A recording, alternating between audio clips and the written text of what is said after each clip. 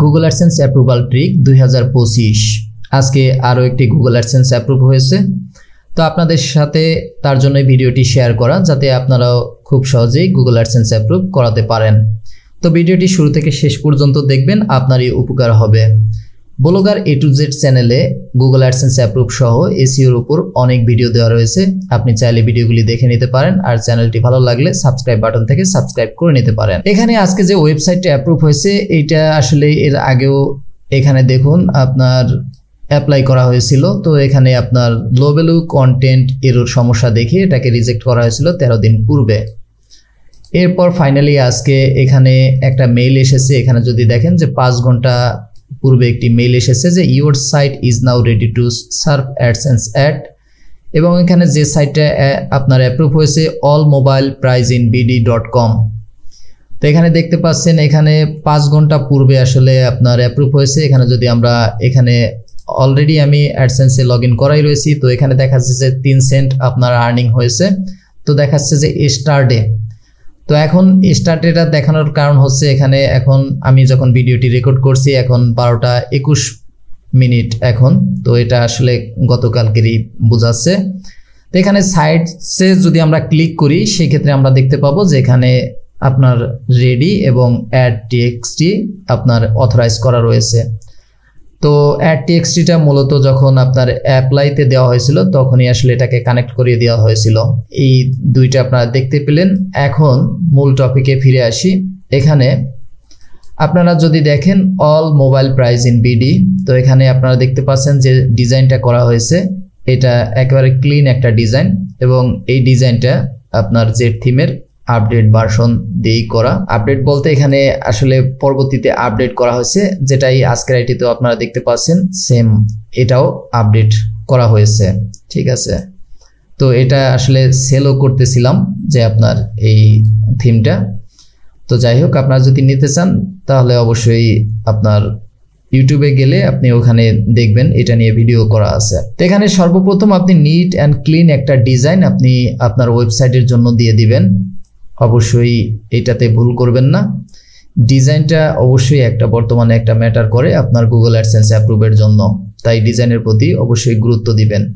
প্রথমত একটি লোগো সুন্দরভাবে আপনি চেষ্টা করবেন, সিম্পল হোক, অনেক কিছু দিয়ে আপনার লোগো তৈরি করতে হবে। অনেক কিছু বলতে এখানে অনেক আইকন ব্যবহার করতে হবে বা ভালো মানের আইকন দিতে হবে। বিষয়টা ঠিক এমন না, আপনি সিম্পলের ভিতরে যাতে ভালো লাগে ব্যাপারটা এরকম ভাবে আপনি একটা লোগো তৈরি করবেন, যেটা এখানেও দেখুন একটা সিম্পল ভাবেই এখানে লোগোটা তৈরি করা হয়েছে। এরপর আপনি এই যে নেভিগেশন বা আপনার যে এখানে আমরা ক্যাটাগরি বলি বা লেবেল বলি, তো এই মেনু বারে আপনি সুন্দরভাবে এই মেনুগুলো অ্যাড করে দিবেন, যাতে করে কোনো আপনার যে ভিজিটর সে যাতে ক্লিক করে যাতে সেখান থেকে কোনো এরর সমস্যা না পায়, এই দিকে লক্ষ্য রাখবেন। নেভিগেশন জাতীয় কোনো এরর যাতে আপনার না থাকে। এবং পাশাপাশি আপনারা খেয়াল করবেন যে ম্যান্ডেটরি হিসাবে যে 3টা পেজ সবসময় বলি, এখানে যদিও 4টা রয়েছে, আপনারা 3টা রাখলেও হবে। অ্যাবাউট, কন্ট্যাক্ট, প্রাইভেসি পলিসি এবং হচ্ছে ডিসক্লেমার। তো এখানে আপনি 3টা রাখলে হবে, অ্যাবাউট, আপনার প্রাইভেসি, কন্ট্যাক্ট, 3টা পেজ রাখলেই হবে। তো ডিজাইনের ব্যাপারটা এইটা অবশ্যই মাথায় রাখবেন, ডিজাইনটা খুব ভালোভাবে চেষ্টা করবেন সুন্দরভাবে করার। এরপর যে বিষয়টা সেটা হচ্ছে যে অবশ্যই মূল ফোকাসটা দিতে হবে আপনার কন্টেন্টে। কন্টেন্টের ব্যাপারে আপনি চেষ্টা করবেন, এখানে দেখুন ইমেজ, যে ইমেজগুলো ব্যবহার করা হয়েছে, ইমেজটা আপনার যদি আমরা এখানে পোস্টটা ওপেন করি, এখানে কন্টেন্ট বলতে কিন্তু আপনার টেক্সট প্লাস ইমেজ। তো টেক্সটটা অবশ্যই আপনি আপনার ভাষায় লিখবেন, আপনার যতটুকু মানে আপনি পারেন আপনার ভাষায় লিখে যাবেন। এখানে কারোটা কপি করবেন না, কারোটা কপি করে এনে আপনার ওয়েবসাইটে দিবেন না, তাহলে আপনার বারবারই লো ভ্যালু কন্টেন্ট সমস্যা দেখা দিবে। তো এইটা করা যাবে না। অবশ্যই যে কাজটা করবেন আপনার নিজের ভাষায় আপনি লিখবেন, একটু কষ্ট হলেও। এরপর হচ্ছে যে ইমেজের ব্যাপারটা, ইমেজ এখানে দেখুন একটা আইফোন 16 যে ইমেজ, সেই ইমেজটা ছোট্ট করে এখানে দেওয়া রয়েছে, এবং পাশাপাশি একটা ব্যাকগ্রাউন্ড নেওয়া হয়েছে, এবং ব্যাকগ্রাউন্ডের উপরে লিখে দেওয়া হয়েছে যে আইফোন 16 প্রো ম্যাক্স এরকম প্রাইস ইন বাংলাদেশ। তো আপনার কাঙ্ক্ষিত যে কিওয়ার্ড বা যে বিষয়টা নিয়ে লিখেছেন সেটার নামটা এখানে মূলত আপনি দিয়ে দিবেন। আর আপনি যদি ভালোভাবে আরো আপনি করতে পারেন, ফটো এডিট করতে পারেন, তাতে আরো ভালো, এটাই কোনো সমস্যা নেই। ঠিক আছে।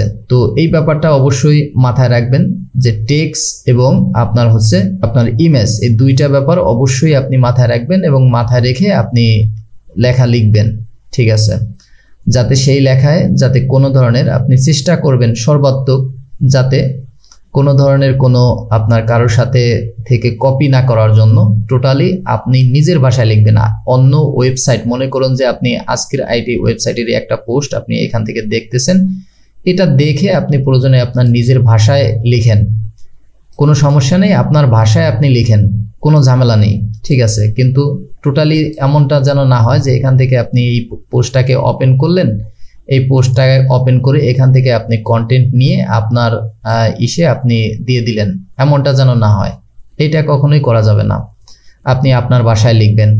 আর সবসময় চেষ্টা করবেন একটা ব্যাপার, সেটা হচ্ছে যে কন্টেন্ট যেটা নিয়ে লিখতেছেন সেটা যেন আপনার গুগলে অ্যাভেলেবেল খুব কম তথ্য থাকে, এরকম বিষয় নিয়ে আপনি আসলে কন্টেন্টটা চয়েস করবেন।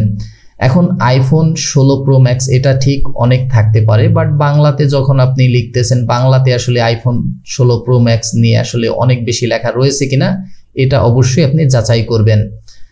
এটাও একটা বড় ফ্যাক্টর। আমরা এমন টপিক ধরি যেই টপিকে আপনার দেখা গেছে যে অ্যাভেলেবেল প্রচুর পরিমাণে কন্টেন্ট আছে, সেই কন্টেন্ট নিয়েই দেখা গেছে যে আমি লিখতেছি, এখন ওই আমার সাইট নতুন, আমাকে তো খুঁজেও পাওয়া যাবে না, ব্যাপারটা হচ্ছে এমন। তো ওইভাবে লিখলে দেখা গেছে যে আমার কন্টেন্ট যদিও আমি নিজে লিখতেছি, এরপরও গুগলের কাছে মনে হচ্ছে যে এটা মূল্যহীন।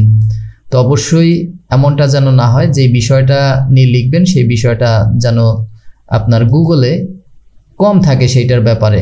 হতে পারে আইফোন 16 প্রো ম্যাক্স এটা ইংলিশে প্রচুর পরিমাণ রয়েছে, কিন্তু বাংলাতে দেখা গেছে যে কম পরিমাণে কম রয়েছে, বিষয়টা এরকম।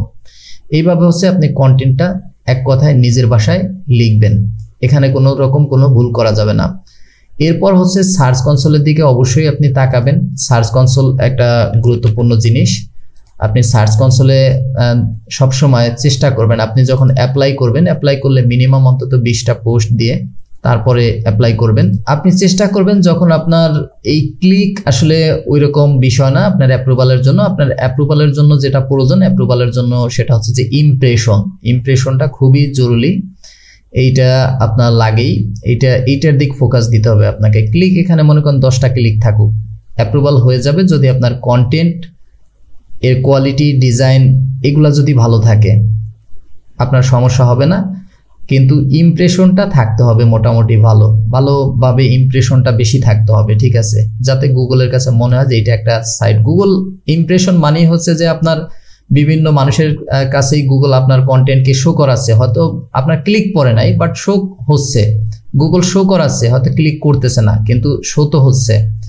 ইমপ্রেশনটা খুবই জরুরি, এইটা খেয়াল রাখবেন। এখন খেয়াল বলতে যে আপনি যখন অ্যাপ্লাই দিবেন, অ্যাপ্লাই এর পূর্ব মুহূর্তে আপনি আপনার ওয়েবসাইটের আসলে ইন্ডেক্স, সকল পোস্ট আপনার ইন্ডেক্স আছে কিনা এটা চেক করবেন। এখন সকল বলতে এখানে যে আপনি মনে করেন একটা ওয়েবসাইটে মনে করেন পোস্ট করেছেন, আপনি মনে করেন যে 100টি, এখন 100টি যে আপনার ইন্ডেক্স হবে অ্যাডসেন্সের জন্য মানে হওয়ার দরকার রয়েছে এরকম না, অন্তত 20টা পোস্ট যাতে আপনার গুগলে ইন্ডেক্স থাকে এবং ম্যান্ডেটরি যে পেজগুলা, যে অ্যাবাউট, কন্ট্যাক্ট, প্রাইভেসি, এই পেজগুলো যাতে আপনার ইন্ডেক্স থাকে, গুগলে ইন্ডেক্স থাকে, এই ব্যাপারটা অবশ্যই মাথায় রাখবেন, এটা খুবই গুরুত্বপূর্ণ একটা ব্যাপার। তো আপনি চেক করবেন এইভাবে সাইট ক্লোন, তারপর আপনার ওয়েবসাইটের লিঙ্কটা দিয়ে আপনি গুগলে সার্চ করবেন। সার্চ করলে দেখবেন যে আপনার টোটাল কয়টা পোস্ট আসলে আর পেজগুলা সব সঠিকভাবে, যেমন এখানে দেখতে পাচ্ছেন সাইড ম্যাপ, ডিসক্লেমার, এই পেজগুলো আসলে আপনার ইন্ডেক্স অবস্থায় রয়েছে। এই ব্যাপারগুলি অবশ্যই মাথায় রাখবেন, এই পেজগুলিকে আপনার ইন্ডেক্স করাতে হবে, এইটা হচ্ছে মূল বিষয়। এর বাইরে আসলে কোনো এরকম কোনো ট্রিক বা অন্য ধরনের কোনো কিছুই নেই। এখানে মূল বিষয়টা হচ্ছে যে আপনার কন্টেন্ট, ডিজাইন প্লাস আপনার ইন্ডেক্স, এইগুলোর প্রতি আপনি অবশ্যই নজর দিবেন।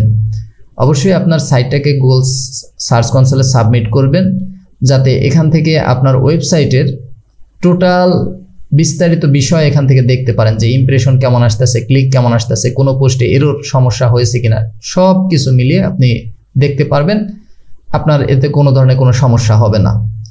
তো আশা করি পুরো বিষয়টা বুঝতে পেরেছেন। এরপরও যদি আপনাদের কোনো রকম কোনো সমস্যা হয় ভিডিওর কমেন্টস বক্সে কমেন্টস করবেন, পরবর্তী ভিডিওতে সেই বিষয়গুলি আপনাদের সামনে তুলে ধরবো। ভালো থাকবেন সবাই, সুস্থ থাকবেন।